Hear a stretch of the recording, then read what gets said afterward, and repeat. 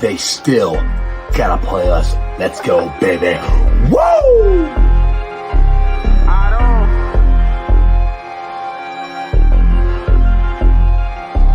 Hey, don't run that ball on the one Hubbard, showed you how that go down. Feeling like Santino, tell him we want all the smoke now. We ain't snooping that commercial, we don't put no smoke down. Plus we back and you can't hide, so it ain't nowhere safe to go now. And we always gon' turn up in that jungle every time. How we ain't gon' win when we loaded in with 9? Plus T just came in signed, so the city gon' be fine. Jamar say he open every time and he ain't never lied. Look at how we win at it, the size of the old line. Giving Burrow extra time should be a federal crime. Hey, we right back on that path again. Put the division back to the test, they won't pass again. Orlando and Trent Brown, that's the Tower Twins. Feel like we only getting better as we stacking wins. And we stacking. Giuseppe in for 6, that's a gritty again. AFC North battles getting gritty again. It's Yoshi second year, we just brought Burton in. Von back to ring some bells, get the cracking again. Hey guys, what's going on? Welcome to the show. This is Sports with Strawberry Ice. We're live down here at the Moerlein Lager House. We're down here before the Reds game. Hopefully the Reds will actually win. We'll soon have a Reds fan in the house. No, Reds fans, all Braves fans that we got here. There's some auto jersey. There's a lot of jerseys over there. I see them.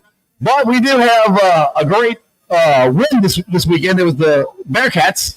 Yep. They got the victory bell back. I'm very happy for that. But if you guys have not been to Moerlein Lager House, go on down. We got the happy hour going, starting at 3 o'clock, going over to 9. This show goes from 6 to 8.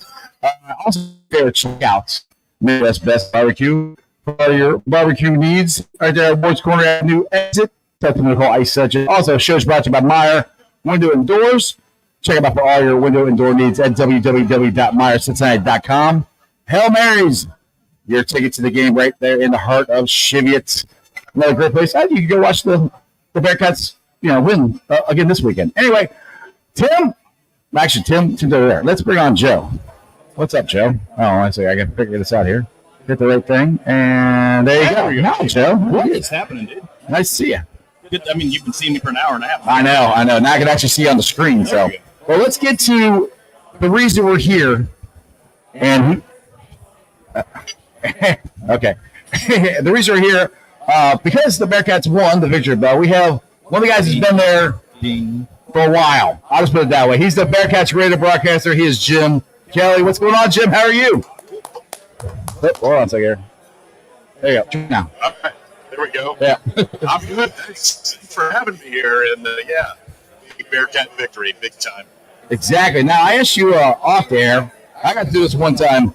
I got to actually go down a long time ago and ring the victory bell. Did you get a chance to do that, or have you got a chance to do that before? So I did not. So let me go back and talk about my playing day. Go for it.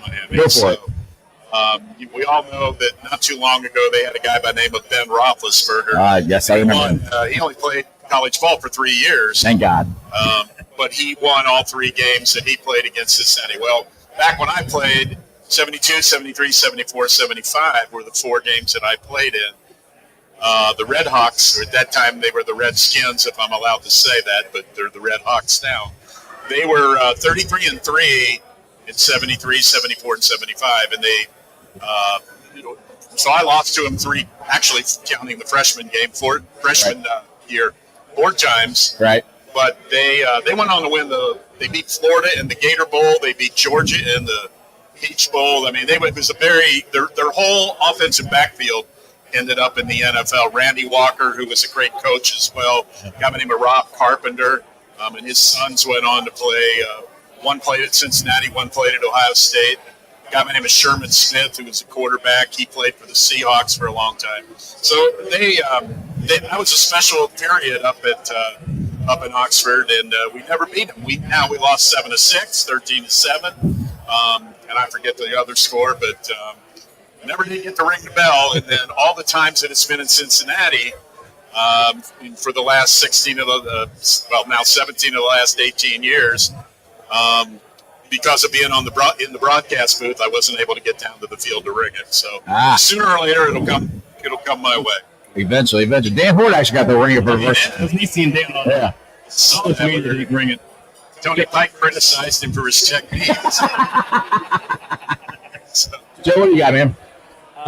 Just a quick question: do you think that there is any future for for the rivalry? And I know that it's ending, and they want to buy a game. They wouldn't get paid $1.3 million to get their butts to play an SEC team. Is there any? That makes sense. I know they proposed some solution of just neutral site games, which sounds terrible. But what do you think the future holds for the battle for the belt? Can't hear them all. Yeah, so the answer to that is I do think they're going to rekindle it. When that's going to be and how often that's going to be, I don't know. When Chuck Martin last year, after the victory at Nippert, said, I'm going to walk across and pick up my $1.2 million check, I knew that the game was in jeopardy. Right. I mean, it had already been a done deal. We didn't know about it. You guys might have. I didn't. But it was pretty obvious at that point. And I get where they're coming from. So their NIL is limited. Their income is limited. And they can play. Why play Cincinnati and make $100,000, which you're going to turn around and pay them the next year when they come to Oxford, when you can go to Northwestern or Wisconsin or Ohio State or Nebraska and you can make that 1.5 million. If you're going to get beat, you might as well make the money. Right. It's what Kansas State's doing. All 3 games, it's like a mercy killing. It's a slaughter. I mean, but they're doing it for 3 games, and I don't know what they're getting paid, but let's just say they're picking up $4 million out of those, or a little over $4 million out of those 3 games. But what does it do to your morale? What does it do to your squad as far as health? Now I get it. You need the money, and it still sucks. It still sucks. I like the right. It's mixed emotions on it. I understand why Miami's doing it, but the fact of the matter is, I played in my first game. 52 years ago. It was a long time, and I've seen everyone. That was 2 years before I was born. I know your age now. His age is old. But that being said, I understand why they let it go, but at the same time, I'm sorry to see it go. I really am.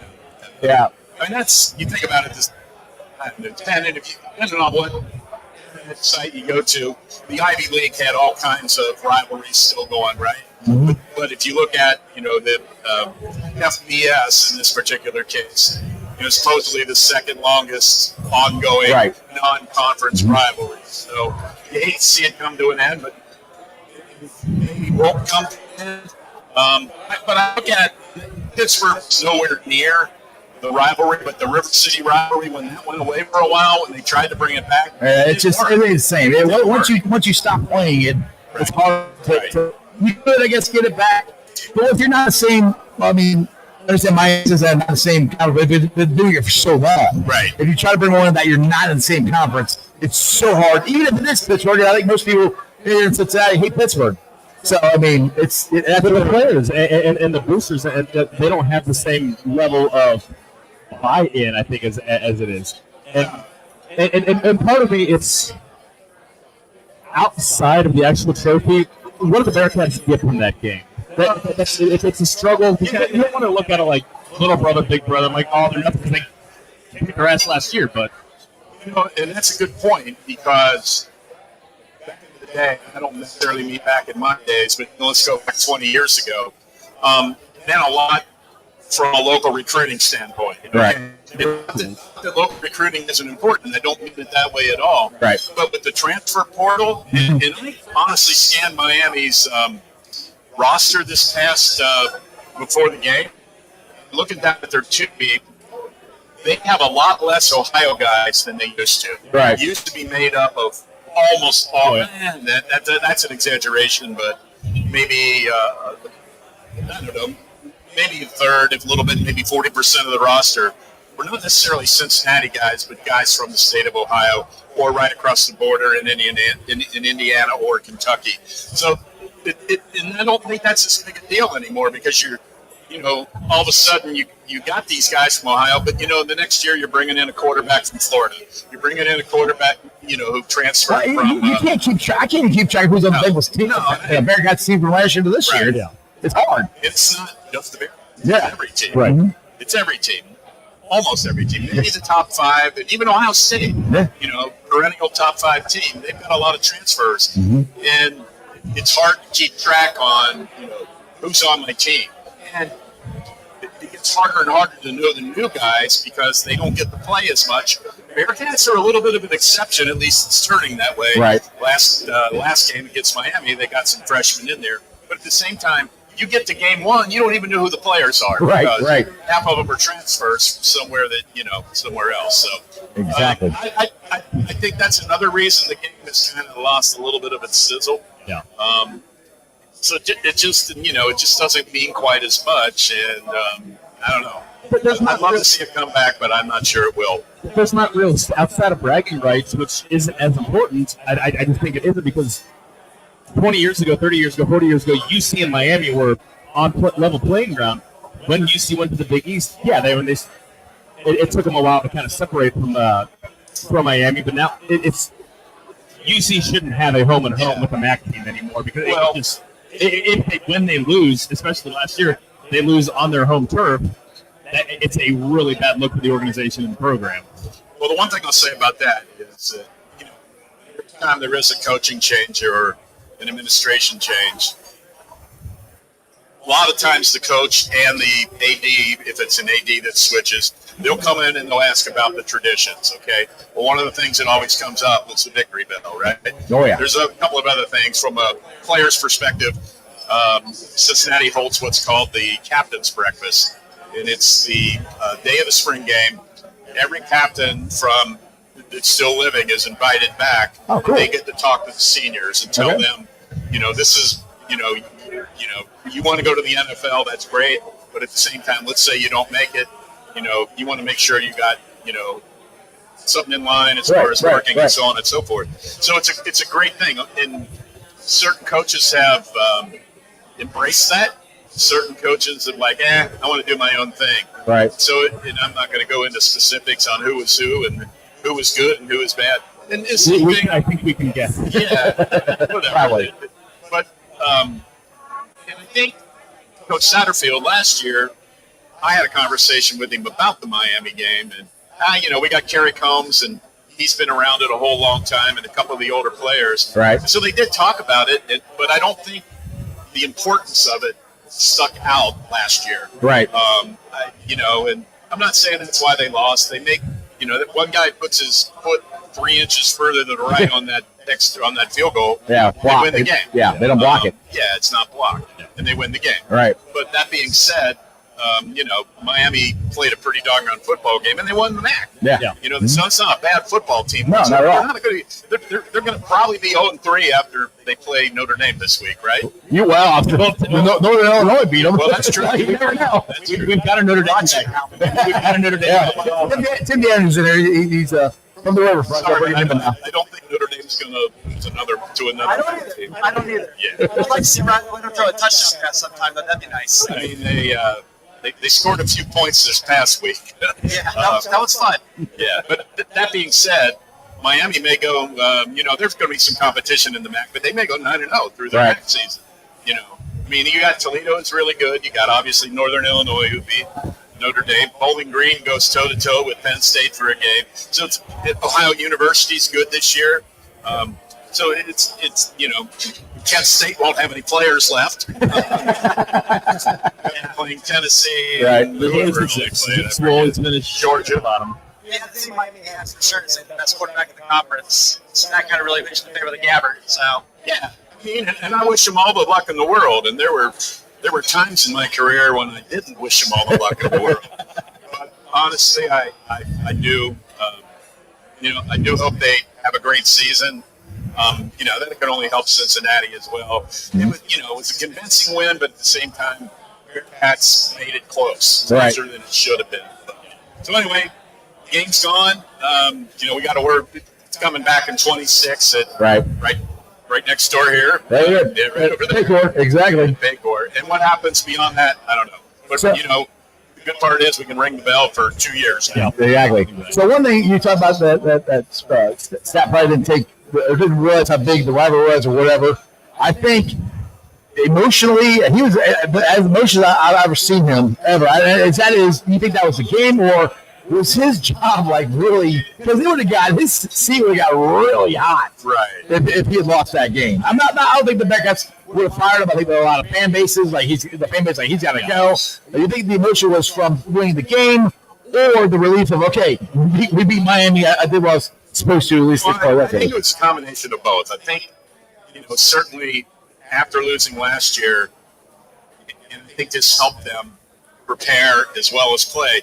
They knew that this game was more than playing a max goal. I think they had a year since last year's loss to really know that this game is important to the fan base. It's important to the former Letterman. It's basically anybody in Cincinnati. And yeah, there's that side, and particularly with social media these days. Yeah, those guys. Jeez, there's all those guys on the internet. There's a lot of good social media, but the last thing you want to do if you're Scott Satterfield was read the paper after the Pittsburgh. Yes. Not the paper, you want to read the websites. After the paper, too. Yeah. The only thing worse would be being Billy Napier right now. But, yeah, exactly. And I say that tongue in cheek, but that's the way it is right now. So I'm watching this is NFL, so it's a different animal. Right. But I'm watching the Eagles game last night. First drive that the Eagles have, Jalen Hurts takes off on like a 3rd and 15. Right. Does a scramble and runs and gets, I don't know, maybe 6 yards, so it's 4th and 9. This is like with 13 minutes to go in the game. I'm sorry, in the first quarter. Right. The Philadelphia fans booing. Yeah, I know. Well, that's there still was at Santa Claus. I mean, That's true. That's Phil. It's Philadelphia. You breathe long until after you get through. It means they're showing their love to you. I got you. I don't know. But it's just the world we live in.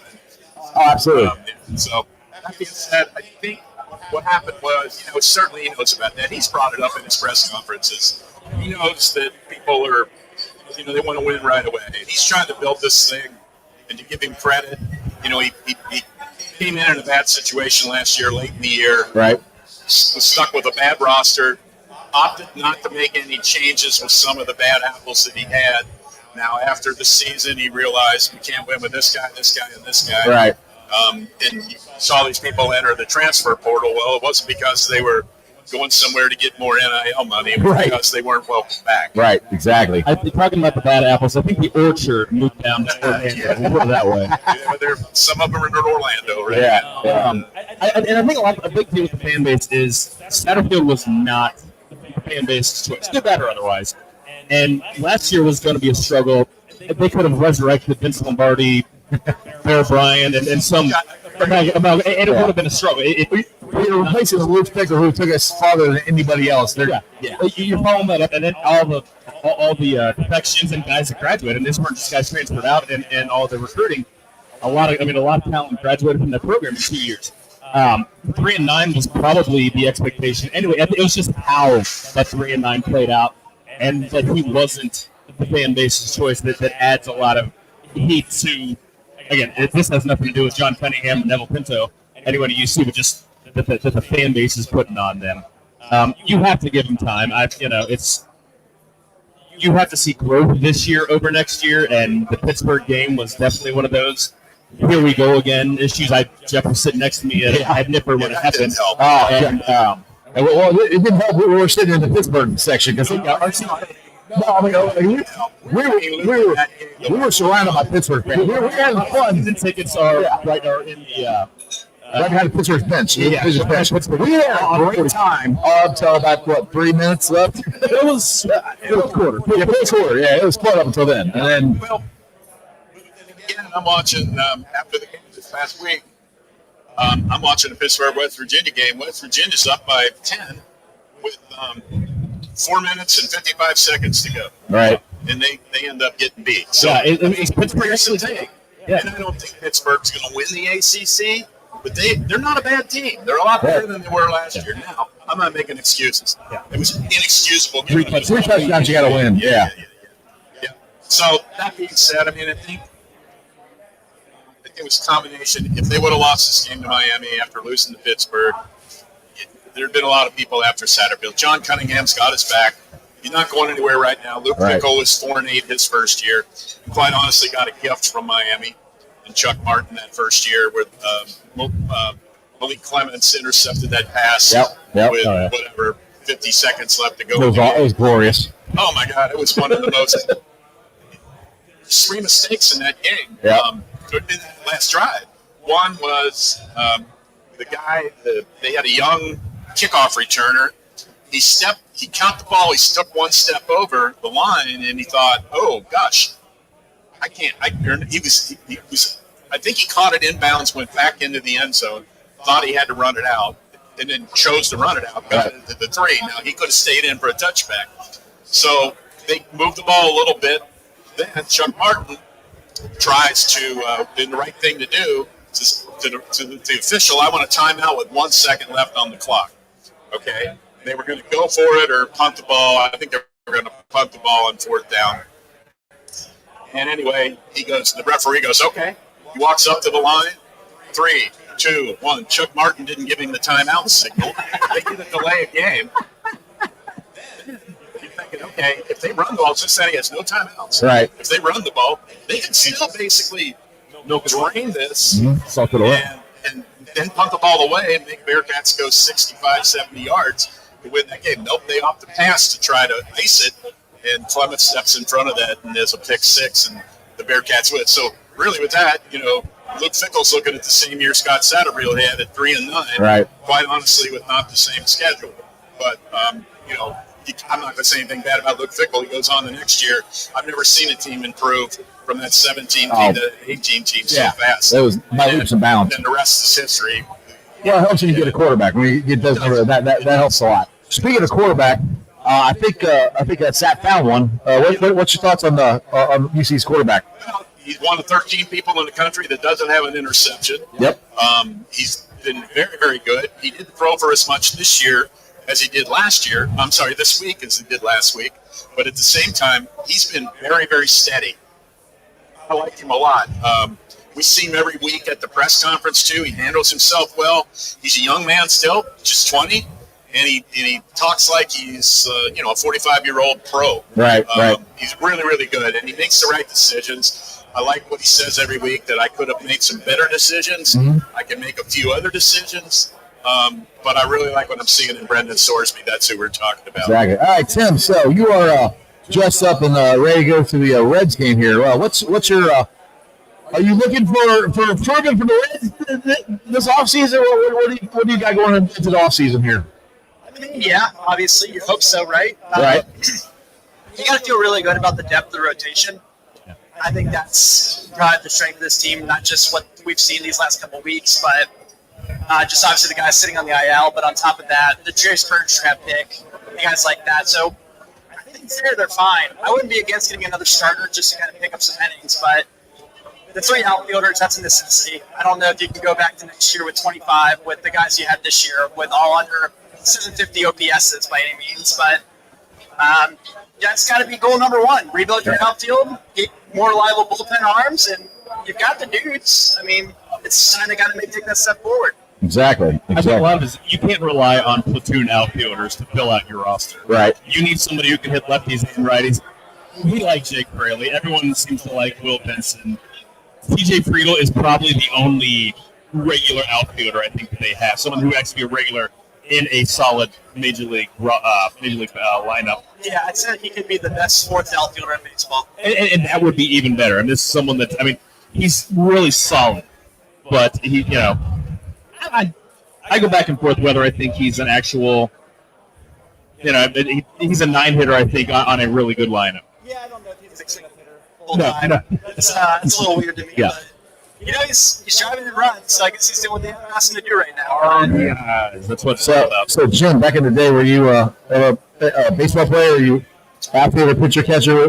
Did you play baseball much? So I played baseball through Little League, like most of us. Mm-hmm. When I got to Mueller, Mueller did not have a freshman baseball team at the time. They had a JV team and varsity team, and so I knew that I'm probably not going to make the JV team. So I ran track. Okay. So I ended up, and I had no idea what track was other than you run. Right. I ended up being a quarter miler, which is now the 400. Made it to the districts or the regionals as a junior. And did not make it as a senior. I had put on a little weight for football. And ended up being the track guy. So you had some speed back in the day. Well, I was the second. It used to be the 100-yard dash, now it's 100 meters. Right. I was number 2 at Moeller in that. I was the second guy. Running back Rick Boone was he was a sub-10 guy. But I will say this: Moeller's first state championship of any kind was my senior year, and it was in baseball. So I don't know if you've ever heard the story about this. Their van broke down on the way up to Columbus, played the state finals. So Mike Cameron stopped people on 71, who was the coach, Mike Cameron. Yeah. And he put the guys in the cars to get to Columbus in order of their batting order because he knew it was going to be tight. There you go. So, whoever was first in the lineup went in one car, or whoever was second. They got a number of cars to go up there, and they ended up winning the game. It was the first ever state championship, whether it was an individual thing, like wrestling could be, or even track could be, or swimming.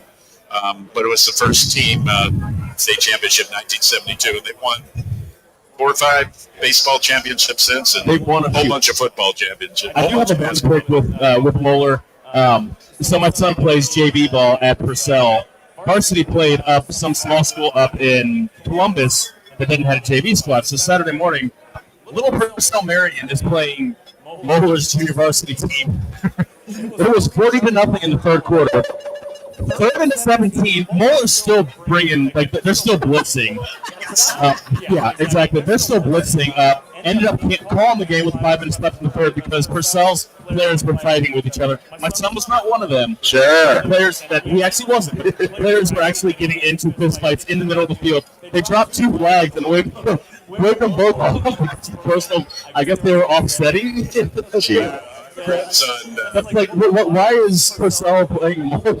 Well, no, I mean, so when I was at Moeller, we played Purcell. They were in the league. Yeah, those were closer in size. Moeller is bigger. Honestly, Purcell gave us a hell of a game my senior year. We were really good. Yeah. So my grandson plays for freshman team at Moeller. Okay. They have 120 players. Yeah. So it's a lot. They had 50 kids on the JV squad. There were 19 transfers. Yeah, my youngest son played at Sycamore.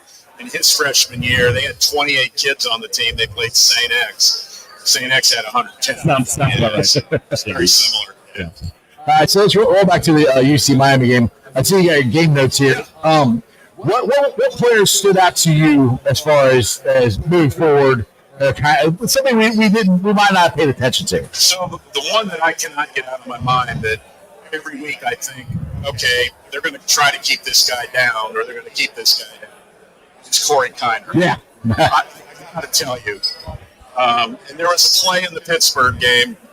It was a 2nd and 2, I believe. Yeah. 2nd and 3. And not going to say anything negative about this guy, but Evan Pryor was put in the game. Mm-hmm. Corey Kiner was taken out. He had picked up the 7 yards on first down. Right.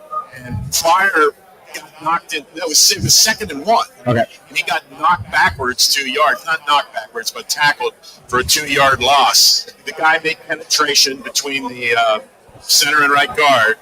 And I'm thinking to myself, if Kiner was in the game on that was a first down. Right. He got out of that.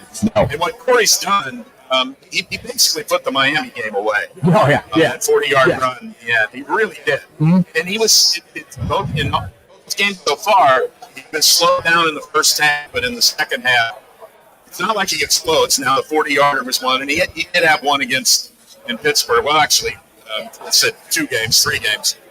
So he's just done a phenomenal job. And he makes the first guy miss, and he gets extra yards at the end. So he would be number one. My 1B would be Joe Royer. And watching the game this past week against Miami, he was fighting to get in the end zone. Made a mistake, and it's been analyzed 1,000 times already. Stuck the ball out over the goal line, got it knocked out. And instead of it being a touchdown or being knocked out at the 1-inch line or foot line, It went beyond the pylon, went out of bounds, and it was a touchback. So no points for the Bearcat. It is Beautiful play action pass to him, and he runs 80 yards and runs through 2 tackles. Runs through the 2 fastest guys on Miami's squad, a safety and a corner, and goes 80 yards, and it's called back for an illegal man downfield.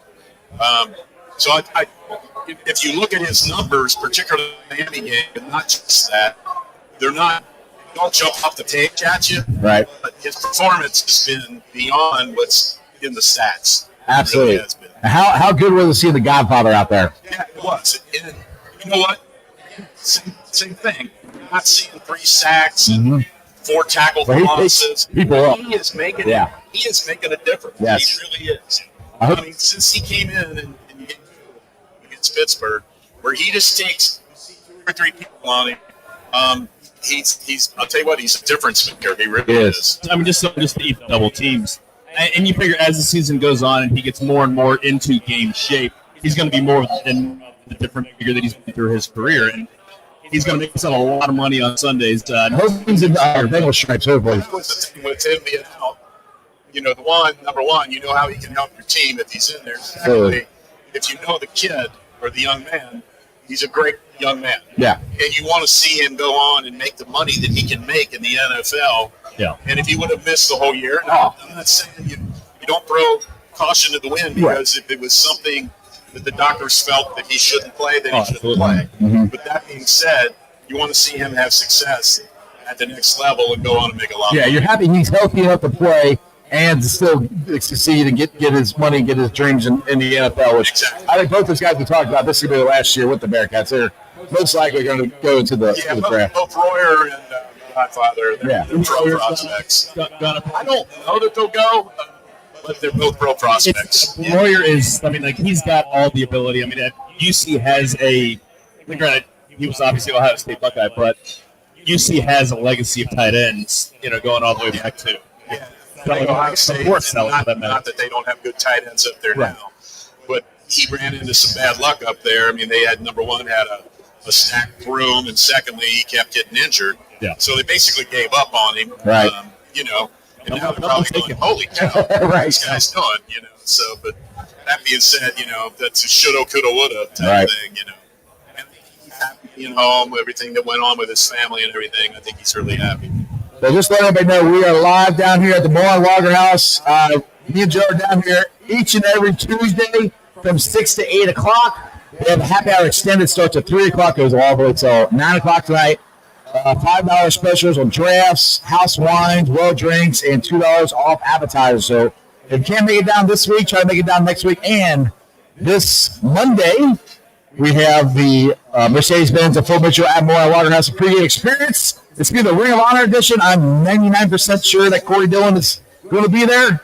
I'm not guaranteeing it yet because we've got to see what he's got going on, but hopefully he'll show up. But for 99% throwing off the bus to beat us. Only 99%. He wouldn't turn you down. We'll see. We'll see. But yeah, it's $85. Open bar.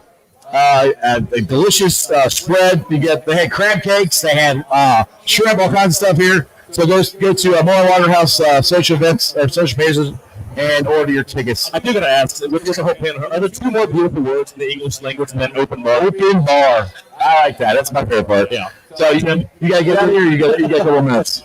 More. All right, a couple more minutes. I know. You guys are going to stick a Jim because he's going to be on 700 here. We're on tonight with Dan Horde. Dan the Man Horde, who in my opinion is the best football broadcaster around. I love Dan Horde. Not just football. He does an awesome job with basketball too. He did a great job when he did baseball. But he's got the Reds gig. So you want to have yourself a blast. Try to follow Dan Horde's travel. Oh, you're talking about that before. Oh, you tell me what he's got coming up. It's crazy. So here's the deal. We Houston games this week, and that's a noon game at home, and the Monday night game for the Bengals, as you just described. It's an off week for him. Not a problem at all this week. Yeah. Right. Check out next week. We've been put on a 6-day window for the Texas Tech game on the road, so we won't know till Sunday what time the game is. Chances are, because they put it on a 6-day window, it goes to a mid-afternoon or night game. He's going to be in Lubbock, Texas. he has to be in Charlotte, North Carolina for a 1 o'clock NFL game the next day. Are there a lot of direct flights from No, Lubbock. Now, the only way he can get out of Lubbock is on the team charter. Yeah. Okay. So the team charter might be the option. That would get, if we play a night game, we would get in at 4:45 in the morning. He has a 5:30 flight from Cincinnati. We're talking AM now. Oh, God. Yeah. 4:30 a.m.? Yeah. Now, if he can't do that, if he has a noon game, he doesn't want to go the day of the game, so he's going to drive from Lubbock to Dallas, which is 5 hours, Okay, that's and then a short drive. take a night flight. So, but think about that. Yeah. Let's complicate that a little bit more. Let's go to early November. Let's throw basketball. Right. Yeah, exactly. Like summertime, he probably relaxes. They're like, I don't have to go. This is honor points, man. He does get Lord. a few weeks. But, Yeah, he did skybox, exactly. But he does a great job. I love what we see with him and him Terry. And, yeah. Him and David. He's the only person I've ever spoken to that's had a Simpsons character named after. Right, yes. That makes you legendary right there. Exactly. Looking forward to Saturday. Home against Houston. Noon kickoff suck because I can't get there on time. I've got kids at JV ball, but I don't know what Houston is. They got the butt kicked in 2 games. They played Oklahoma really tight and then beat Rice, which great. You beat the other. Houston isn't exactly a big school in its own city in terms of football relevance, and you beat the even lesser school in its own city. yeah. I don't want to be like that. There's no such thing as being overly confident, right? The Cat are, but I'm pretty confident. this is a game they should be able to at least compete and control, and and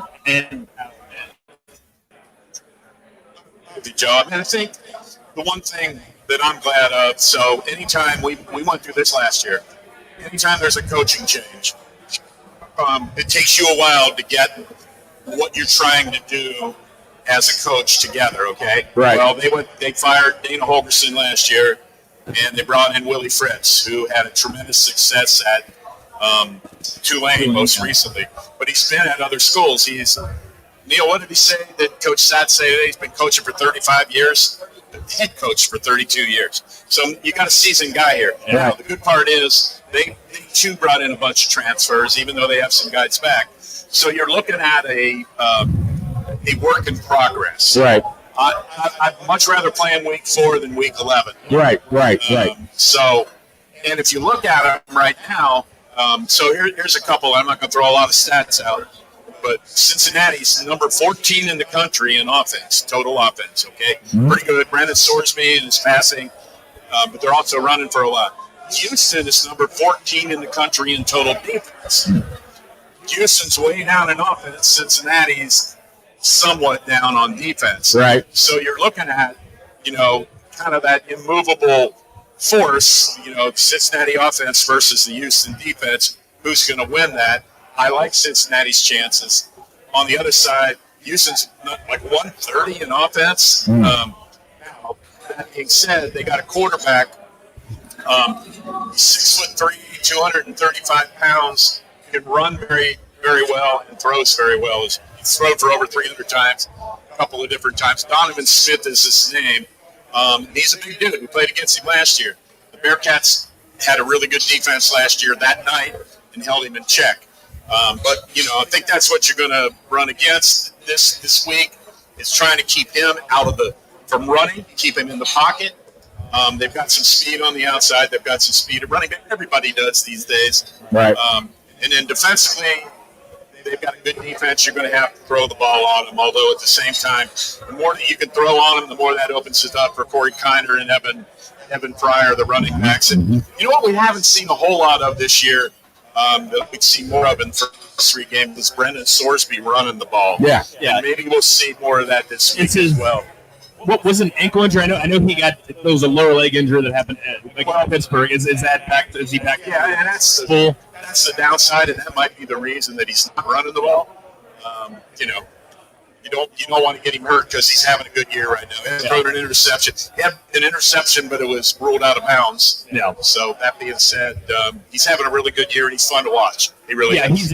he's everything. Like, yeah, he went to Indiana. Indiana isn't exactly a Big Ten school, but you look at the numbers that he put up against the teams in Big Ten play, and this guy's got ability. He's got arm. He's got a really strong arm, and he's got really good feet. And I think, and when he settles in, because Satterfield likes having mobile quarterbacks, so obviously when he's ready, I think they'll unleash him at some point. But well, the one thing he has shown this year. Well, first of all, he's I didn't look at his percentage this week. He was at 66.7. He was a little under that against Miami at 63, so he's probably around 65, 66% completion percentage. But he throws a beautiful deep ball. Yeah. Beautiful. Well, the first week, he dropped it right in on.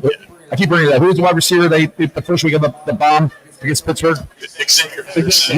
Yes, that was perfect. The one to Sterling Burkhalter, that was a broken defense, and he was wide open. Yeah. Right. And the one that he threw it to, Jamoy Meigs, the one that looked like he was being pushed out of bounds against Pittsburgh, and he dropped that one in there too. So he throws a beautiful deep ball. He does. I like what I've seen from him. I think hopefully after this week, the Bearcats are going in the right direction. I know you got to get going. I don't want to keep you from your show, the one that's more important to mine. But Jim, thank you very much, sir. I appreciate it. Wait, everybody, give it up for Jim Kelly. Yeah, thanks, Jim. All right, Tim, you want to move over to this side so you can have the microphone? That might be a little better for us there. We'll get you on there. And I get my camera. Yeah, you get your camera, and then Tim's got his camera, and there we go. Myself. This is what people want to see. Nobody came here to see me. They want to see you guys. Exactly. All right. You're listening to Jim Kelly, but you're Tim Daniel. What's up, Tim? How you doing, buddy? I look like the guy that lost 4 Super Bowls, don't you? Oh, yeah. I'm the actual Tim. Yeah. Got it. All right, so Also, one batter into the Reds game, and they're down 1-0 already. Yeah. Michael Harris, the second. Lead off homer. Oh, God. All right. I know you guys are in a hurry to get to that game. All right, so let's talk. I brought it up earlier. Let's talk a little Reds here. Okay.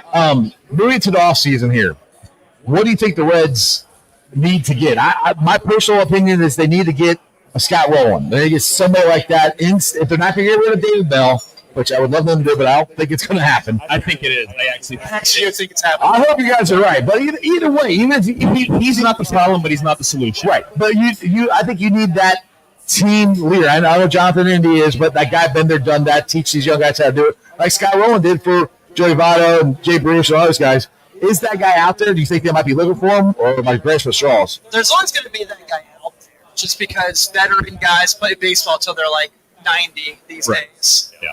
But yeah, I think that's a great point, Jeff. Realistically, they do need a guy that kind of be what, everyone was like here and there. I'm sure they bring Joey Votto back, and obviously he retired, but having him in the clubhouse has been very beneficial for these young guys. And I think that's really what you kind of look to, and that's perfect. You look at he wasn't a very good pitcher his time here, but Frankie Montas was great for the rotation in the sense that all those guys looked at him to kind of see how. I think he helped them.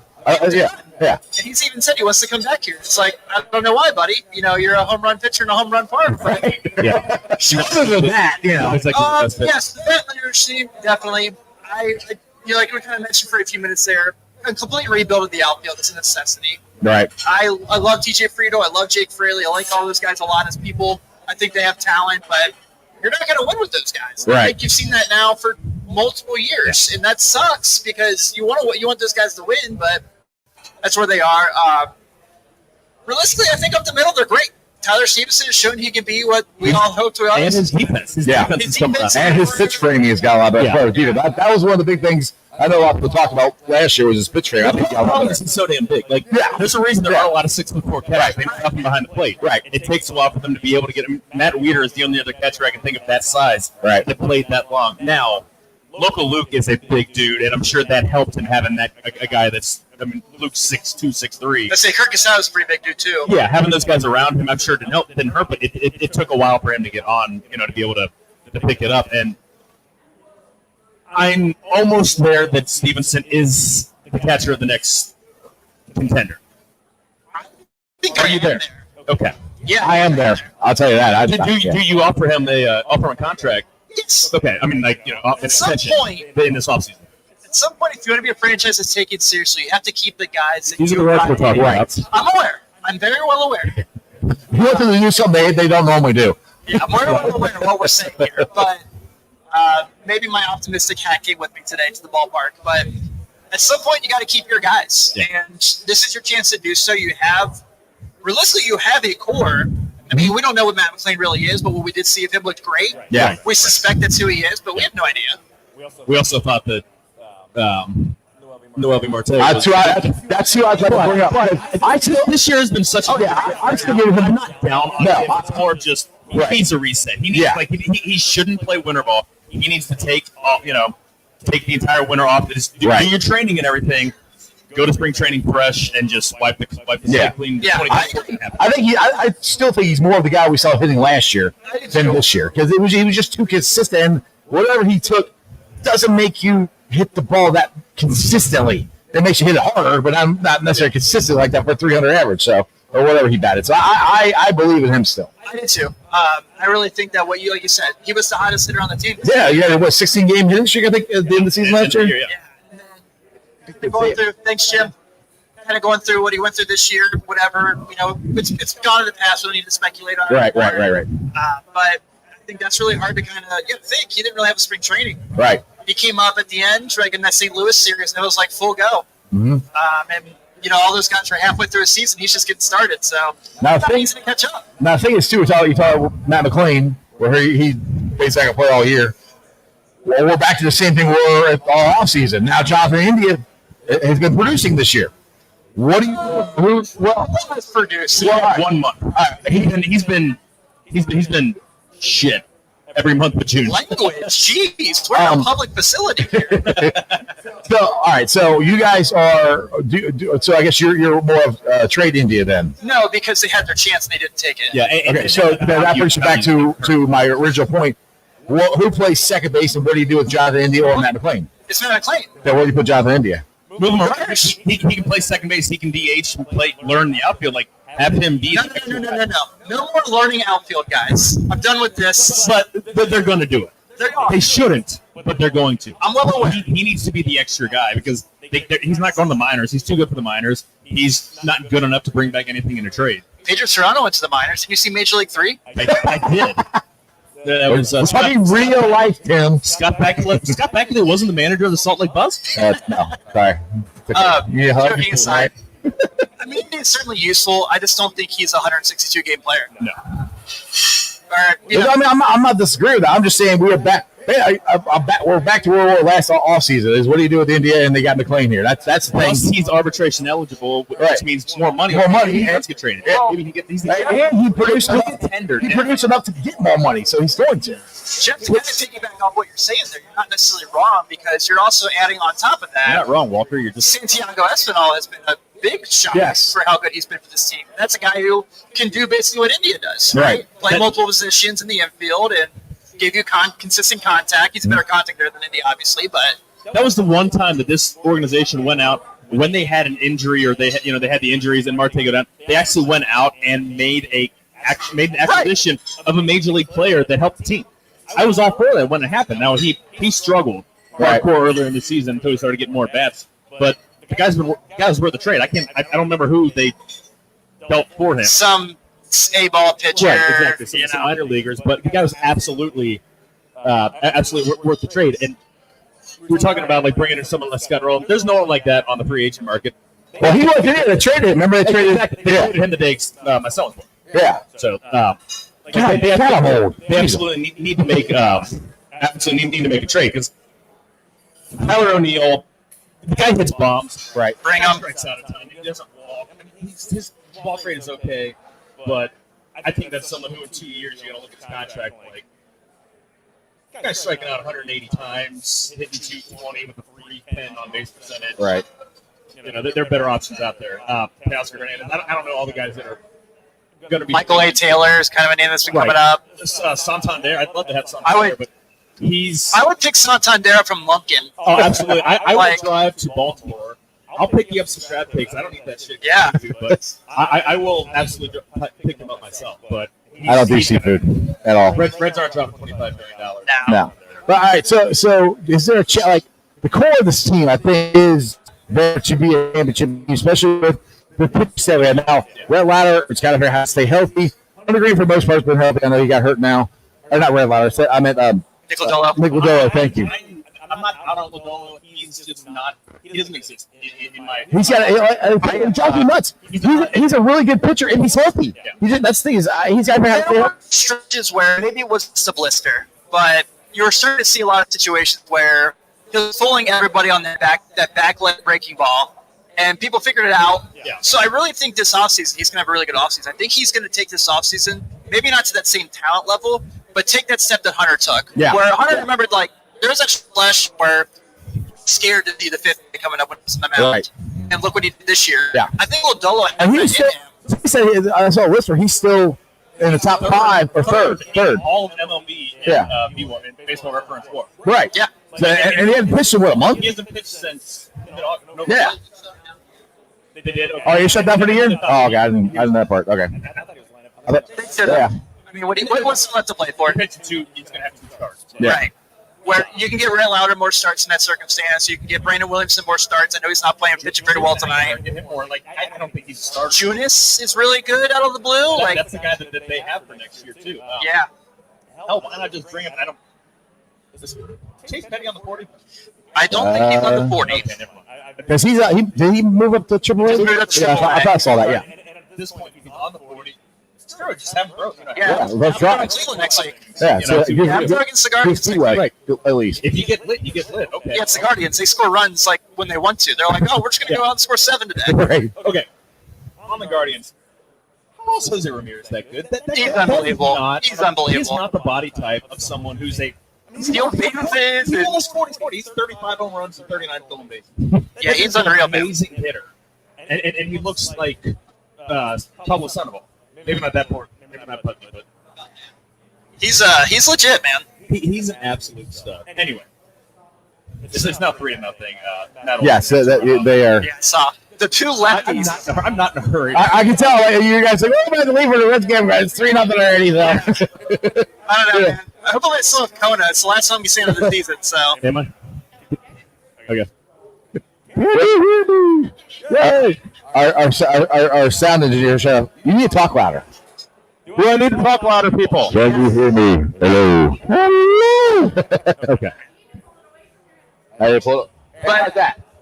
So going back, you mentioned the core. Yeah, I think the core, you have to feel really good about it. Yeah. If everything goes, everyone stays healthy, everything goes as planned. Right. And we don't need to be switching positions, specifically with our center or their shortstop. Yeah, there was someone, I think it was Paul put in the thing, I can't find it now, that Ellis should play center field. Absolutely not. Now, O'Neal Cruz was bottom of the list in terms of range and defensive run save, and he moved to center because he was not a good shortstop. Ellie is a fantastic shortstop. I just wish he quit messing the easy. it's gonna happen though. I mean, that's Look at how many yards Barry Larkin made. Look at how many plays that Ellie gets to that. Oh no! I get that. Yeah. I'm not saying that's the reason you should move him to center field at all. The only reason I've said that is because Arroyo got hurt.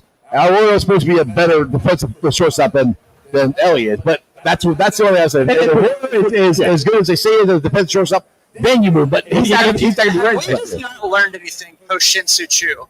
Every center fielder gets hurt for this team. Yeah. You want to put Ellie in that situation too? Right. And it's funny because there's talk about Mike Trout coming back and moving to the corners and playing more DH instead of center. Like, you have walls. More walls running through there. Yeah. I'd rather a center fielder than a corner outfielder. Yeah. You're not running into the corner. Right. You're not going to like twist an ankle, trying to like pivot and get a ball up. You know. So one thing that's drove me nuts when I asked you about with this season, we had the injuries and stuff. To me, we had a lot of injuries. It should have been stuff we could overcome. And it seemed like we could not overcome anything this year. Great American right now. Who about the Braves? They're still in playoff contention. How many guys are they missing? Right, exactly. That's 3 players right. all of baseball. That's what drives me. That's what showed me nuts Defending National about this. MVP. Yeah, and that's Defending National Right, MVP. yeah. And 370 last. but that's what drove me nuts about this team. Is okay, we got injuries. But so?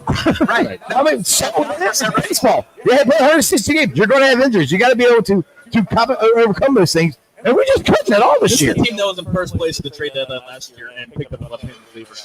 Right. I love Sam Ball. The guy was been really, really good. Right. This is a team that isn't serious, so it's a matter of should versus what will. It's that. I know he's hurt right now, but the Reds couldn't have offered a better deal than the Dodgers did for Tyler Glasnow. Right. Yeah. I take it. That would be nice. I mean, what the Dodgers gave up for him was like chump change compared to what the Reds had in their system at that moment. Right. Well, also, talking about outfielder, Teoscar Hernandez. The Dodgers didn't need Teoscar Hernandez. No. The Reds needed that right-hand hitting outfielder, and they weren't serious about going out and spending the money to get him. Instead, they said, The Dodgers are your rich friend that has so much money he has no idea what to do with it. right, so it's like, well, we need a fifth outfielder. We just pulled up the Maserati. Can I put a Bentley next to this today? Right. And it's just this year was just frustrating to watch him because, I mean, and we had guys who had down years. Will Benson had nowhere close to what I thought he was. Will Benson, I think, is playing to what he is. I think they figured out who Will Benson is. There's a reason that the Guardians, who've been starving for outfielders since Joe Charbonneau, gave up on him for a minor league start. And I know Jake Fraley is finally turned back into Rake Fraley, but it's a little too late. And I know he's battled injuries, but still. And also, he had the personal issue of his kid's health. True, yeah. Absolutely. That's I guarantee that was weighing on him, and understandable. So. Right, but those are the two big ones for me that had the down years, that had great years last year that didn't help us.